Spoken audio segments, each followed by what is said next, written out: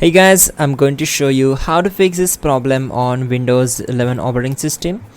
In the first step, we will go to search bar, then type here PowerShell, Windows PowerShell.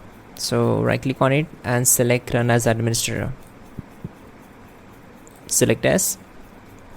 Once we are here, we need to execute some commands. So to avoid mistakes, I am providing you the commands in the description below. Just copy them and paste it here. For example, so here it is. I will execute this command. Just copy it, and you can simply right click on this area to paste that command. Also, there is another way to paste it. Simply right click here, select edit and select paste. Once done, hit enter to execute this command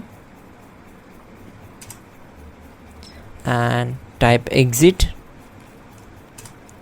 Again, go to search bar, type PowerShell. Again, right click on it and select Run as Administrator. Select S. Now we will execute the second command. Just copy this command from the description below